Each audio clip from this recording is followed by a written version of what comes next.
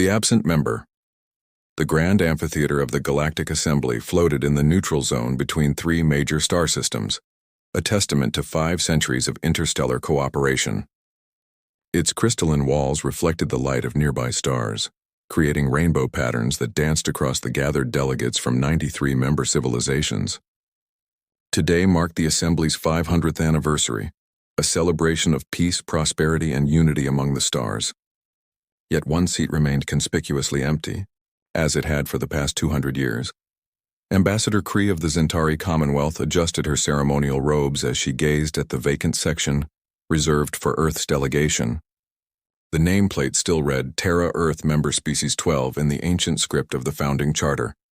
Dust had gathered on the unused translator equipment, and the environmental controls for that section had long since been powered down to save energy. "Still looking at the empty chairs?" asked Delegate Vorm, sliding up beside her with the fluid grace typical of his aquatic species. His transparent environmental suit rippled with each movement, maintaining the pressure and moisture his Delphini form required. Kree's antennae twitched in what her species considered a shrug. It seems wrong to celebrate without them. Earth was one of the founding members. They helped write the charter, established the trade routes, even designed this very amphitheater. Then they just stopped coming. 200 years of missed meetings, Vorm agreed, his bioluminescent patches flickering in a pattern that suggested contemplation. Not a single response to any summons, invitation, or emergency session. The humans simply went silent. Around them, the anniversary celebration continued with speeches from various delegations. The hegemony of suns, the Assembly's newest powerhouse, had taken center stage. Their representative, War Prince Zektor, stood at the podium, his forearms spread wide as he addressed the gathering with barely concealed arrogance. "For 5 centuries, this assembly has guided the galaxy," Zektor proclaimed, his voice carrying the metallic edge common to his cybernetically enhanced species. "But old ways must give way to new strength. The hegemony has brought order to 17 frontier systems in the past decade alone. We have eliminated piracy in the outer reaches. We have standardized currency across 40 worlds. The galaxy prospers under strong leadership." Many delegates applauded, though Kree noticed how forced some of the enthusiasm appeared. The hegemony's order often came at the barrel of a plasma cannon. Their standardization meant total economic control, what they called prosperity. Others might call subjugation. But with the hegemony's fleet now comprising nearly half of the Assembly's total military might, few dared voice opposition. "They speak as if they own the galaxy," Kree muttered to Vorm. "Give them another decade and they might," Vorm replied darkly. "Without Earth's vote, we lost the 2/3 majority needed to block the hegemony's military expansion proposals. Without Earth's fleet, we lost the power to enforce Assembly decisions. Without Earth's voice, we lost something harder to define," Kree understood. Earth's representatives had always been peculiar by galactic standards. They asked uncomfortable questions, proposed unconventional solutions, and had an annoying habit of siding with smaller civilizations against larger ones. They had been the Assembly's conscience in a way. Their absence had created a vacuum that the hegemony had been all too eager to fill. The anniversary ceremony continued for hours, with each major civilization presenting gifts and renewing their commitment to the charter. The hegemony, of course, made the grandest display, unveiling a new class of peacekeeping vessels that looked suspiciously like warships to everyone with functioning optical organs. As the ceremony reached its conclusion, Kree retreated to her private office in the Commonwealth section of the station. She pulled up historical records on her holographic display, searching for any clue about Earth's withdrawal. The last recorded communication from Earth's delegation was a simple message: "Unable to attend. Pressing domestic concerns." That message had been repeated word for 200 years. Every meeting, every vote, every crisis, the same automated response. Pressing domestic concerns. Kree had tried to investigate, of course, many had. But Earth's solar system had become strangely difficult to navigate. Probe ships reported technical malfunctions. Communication arrays experienced unprecedented interference. Survey vessels found themselves inexplicably turned around, emerging from hyperspace back where they started. It was as if space itself around Earth had become uncooperative. A soft chime interrupted her research. Her assistant's voice crackled through the communicator. "Ambassador, you need to see this. Long-range sensors are detecting something massive approaching the station. Kree rushed to the observation deck where a crowd had already gathered. Delegates from dozens of species pressed against the transparent aluminum windows, all staring at the sensor displays in shock. Form was there, his patches flashing rapidly in alarm. "What is it?" Kree asked. "Ships," Form whispered. "Earth ships." The sensor readings were staggering. Not one ship, not 10, not even 100. 1,000 vessels had dropped out of hyperspace in perfect formation around the assembly station. They were massive, each one dwarfing even the hegemony's new peacekeepers. Their hulls were dark, angular things that seemed to drink in light rather than reflect it. Weapon ports remained closed, but their very presence radiated menace. War Prince Zektor stormed onto the observation deck, his cybernetic enhancements whirring with agitation. "What is the meaning of this? Earth has no right to approach with military vessels. They haven't attended a meeting in 2 centuries. They've forfeited their membership." Before anyone could respond, every screen in the station flickered to life. A human face appeared, middle-aged, with graying hair and tired eyes that held a weight of knowledge.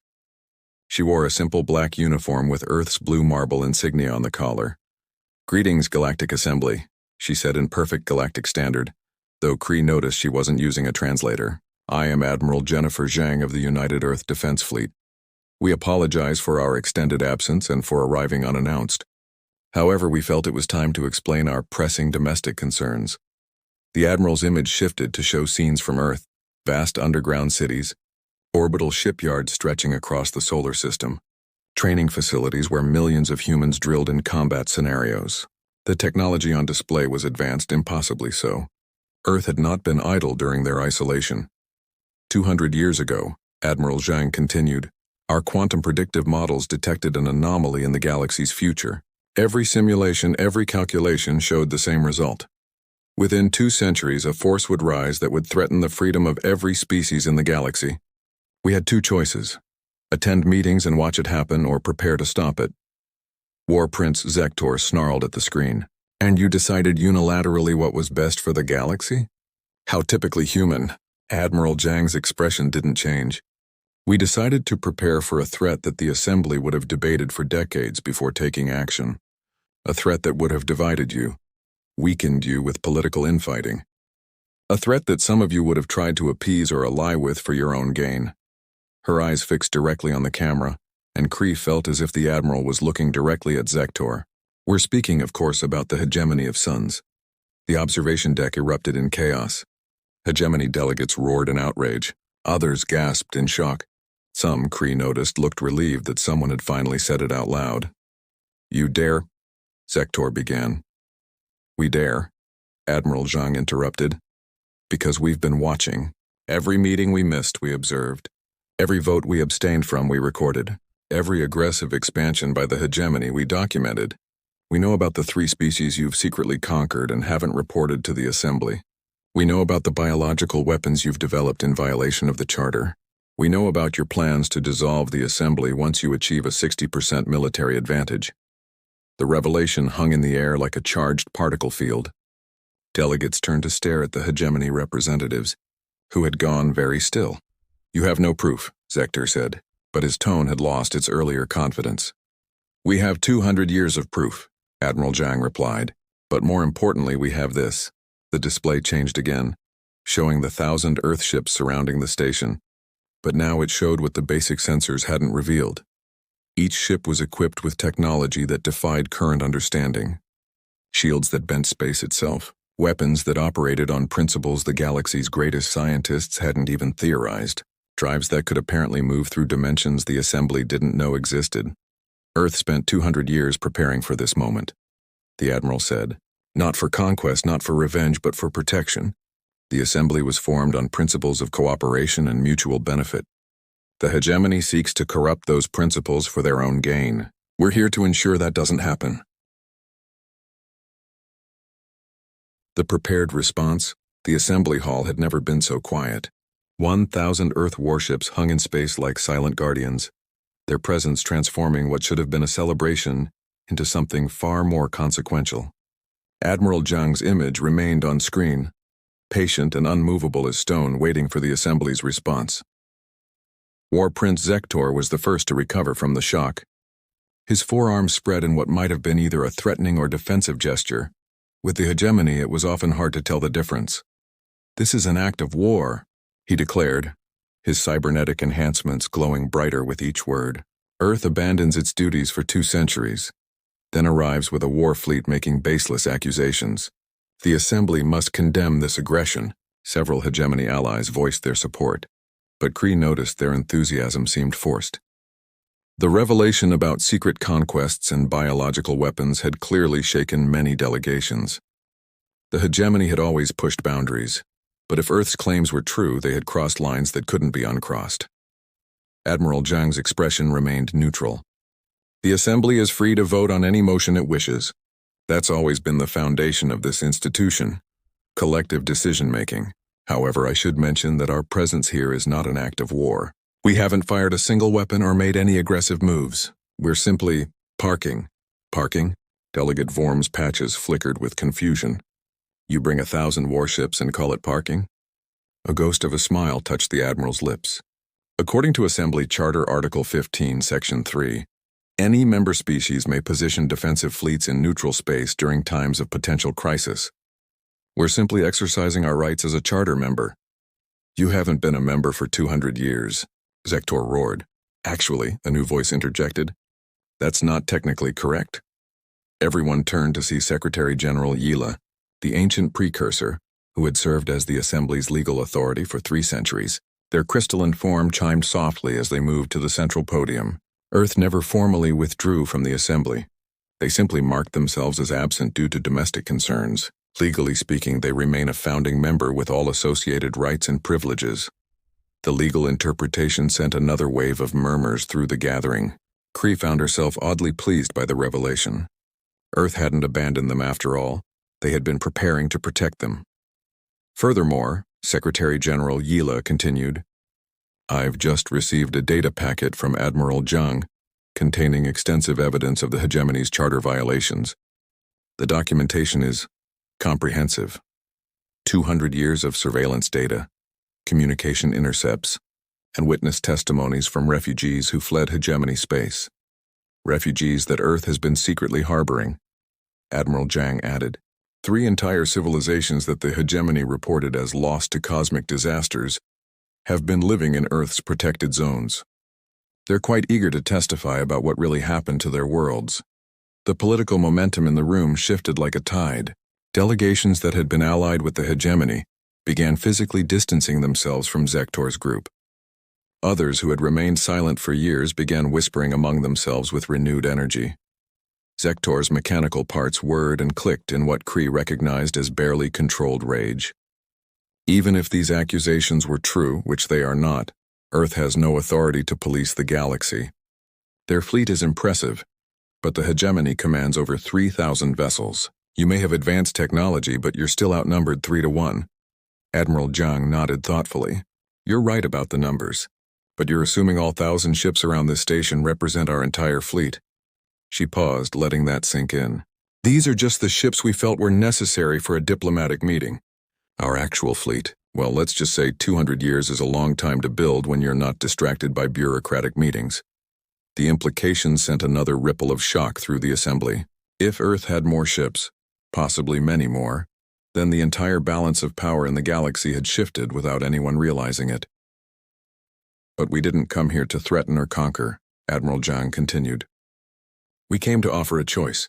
The Assembly can continue as it has, allowing the hegemony to slowly strangle freedom from the galaxy, or it can return to its founding principles. We're prepared to support either decision, but make no mistake, if the hegemony continues its aggressive expansion, if it continues to violate the Charter, then Earth will respond." "And what gives you the right to make such decisions?" Zektor demanded. "Nothing," Admiral Zhang replied simply. "We don't claim any special right or authority. We're simply exercising the same freedom of action that the hegemony has claimed for itself. You've spent 70 years saying that might makes right, that the strong should guide the weak. We're simply showing you what real strength looks like." She gestured, and the display showed Earth's ships again, but this time revealing more of their capabilities. One ship demonstrated a shield system that literally phased it out of normal space, making it untouchable.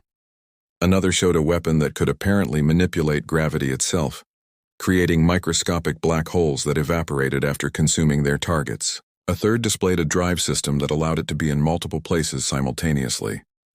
Every technology you see was developed during our absence, the Admiral explained. While the galaxy argued about trade routes and mining rights, we focused on one thing: ensuring that no single power could ever threaten the freedom of all species.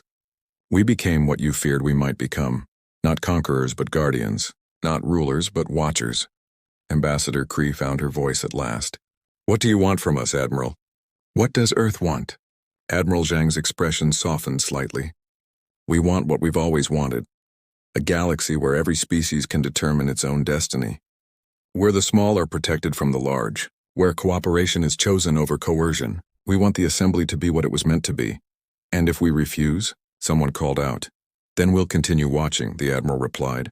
We'll protect those who ask for protection. We'll shelter refugees. We'll ensure that no empire, no matter how powerful, can extinguish freedom entirely. We've done it for 200 years. We can do it for 200 more. War Prince Zektor's patience finally snapped. Enough of this. Hegemony Fleet, respond to my command. All vessels converge on these coordinates immediately. Alarms began sounding throughout the station as hyperspace signatures appeared on the sensors. The Hegemony's fleet, all 3,000 ships, began dropping into normal space around the assembly station. They took aggressive formations, weapons charging, clearly prepared for battle. Admiral Zhang sighed. We had hoped it wouldn't come to this, but we prepared for it nonetheless. She touched something off screen and suddenly the 1,000 Earthships changed. Their dark hulls lit up with lines of blue energy, connecting each ship to every other ship in an intricate web of power. What you're seeing, the Admiral explained calmly as the Hegemony fleet finished arriving, is a collective shield matrix. 1,000 ships sharing power, processing, and defensive capabilities. Your 3,000 ships could fire everything they have, and you might break through eventually. But before you do, consider this. These 1,000 ships have been here for the entire meeting. Where do you think the rest of our fleet is? As if on cue, new alerts sounded. Throughout Hegemony space, Earth ships were appearing. Not attacking, not threatening, just arriving. They materialized near shipyards, around colony worlds, beside military installations, each one broadcasting a simple message. Watching. Every strategic asset you have, Admiral Zhang said quietly, now has an Earthship observing it. We're not attacking. We're not interfering. We're simply ensuring that if this conflict escalates, the damage will be mutual. It's an old Earth concept called mutually assured destruction. Primitive perhaps, but remarkably effective. The bridge of every Hegemony ship was likely in chaos, Kree realized. Their entire military advantage had been neutralized in minutes. Not through violence, but through the simple demonstration that Earth could strike anywhere. Anytime if provoked. Zektor stood frozen at the podium, his cybernetics calculating odds that grew worse with each passing second. Finally, slowly, his shoulders sagged in defeat. Stand down, he commanded his fleet. All Hegemony vessels, stand down. The collective sigh of relief from the assembly was audible. The crisis had passed, but everything had changed. Earth had returned not as conquerors or rulers, but as something far more powerful, the galaxy's self-appointed guardian watching from the shadows, ensuring that no single power could dominate the rest. Admiral Zhang nodded with satisfaction. The Hegemony fleet is welcome to return to their space. Our ships will withdraw from your territories once you do. As for the assembly, we have a proposal. Earth will resume attending meetings, participating in votes, and contributing to galactic civilization. But we maintain our fleet and our watching posts. We'll be the balance that keeps any one power from overwhelming the others. And if we object? Zektor asked weakly. Then we continue as we have been, the Admiral replied. Silent, watching, preparing. Your choice. The vote, when it came, was unanimous. Even the Hegemony, faced with the reality of Earth's power, voted to accept their proposal. Earth would return to the assembly, but on their own terms. They would be the sword hanging over the head of anyone who thought to abuse their power. As the Earthships powered down their weapons and the Hegemony fleet began to withdraw, Ambassador Kree found herself standing next to Delegate Vorm again. They played the long game, she said softly. 200 years of preparation for this moment. Form's patches flickered in what his species considered laughter. The humans always were patient when it mattered. They missed every meeting but won the war without firing a shot. The assembly station slowly returned to normal, but normal had been redefined. Earth was back, and with them came the promise of protection and the threat of retribution in equal measure. The galaxy had gained a guardian, whether it wanted one or not. In the end, Kree thought, perhaps that's exactly what they had needed all along.